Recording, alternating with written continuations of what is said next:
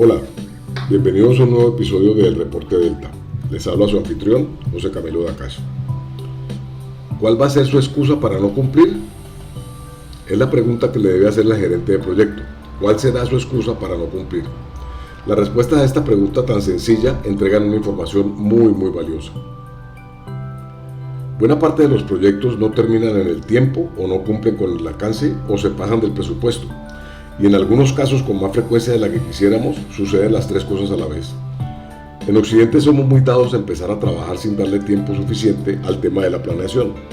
Uno de los pasos más importantes durante la planeación de cualquier proyecto es la identificación de riesgos, ese paso donde evaluamos los criterios y los elementos que efectivamente hacen que un proyecto se atrase o se eleve su costo o que no logre su objetivo final.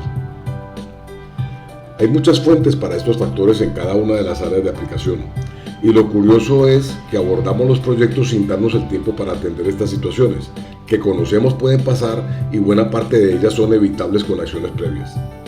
Se podría inclusive incurrir en la definición de negligencia como la falta de previsión de lo previsible. Esto lo que indica es que sabiendo que hay cosas que son normales que pasen, o es decir, que son previsibles, no se toman las precauciones suficientes para que no sucedan, o si suceden, su impacto sea mucho menor. Los que hemos trabajado en proyectos durante mucho tiempo entendemos que hay muchas situaciones que hacen que un proyecto flaquee. Es más, ya uno sabe de quién será la responsabilidad de que eso suceda, y por consiguiente en algunos casos son haces debajo de la manga para poder negociar más tiempo o más costos dentro del mismo proyecto.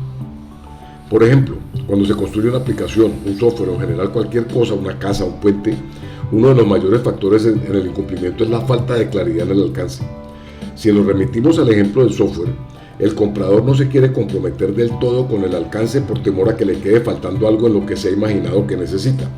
Y el proveedor inclusive le parece muy bueno que no haya tal definición para ir ajustando costos más adelante o inclusive escudarse en esta falta de definición el incumplimiento que se pueda llegar a dar. Es más difícil en un proyecto de construcción. Sin embargo, conozco muchos casos que arrancan a construir sin haber terminado el diseño.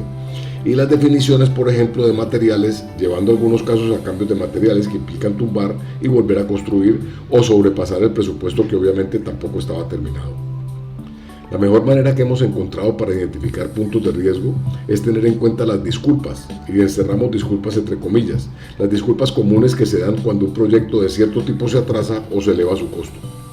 Además de los elementos comunes del alcance, calidad y costo, hay unos temas puntuales para cada área de aplicación. En una construcción, el flujo de caja es indispensable, al igual que la disponibilidad de los materiales. En un desarrollo de software, el detalle en la especificación y una permanente presencia del usuario líder garantiza la fluidez del proyecto. Estas disculpas son parte esencial del análisis de riesgos y deben tener una acción en caso de que se llegasen a presentar. Algunas tienen que resolverse antes de iniciar el proyecto. Para garantizar el flujo de caja en una construcción, no solo hay que tener en cuenta el crédito y su aprobación, en caso de que se requiera, sino también el esquema de desembolso y los requerimientos para ello.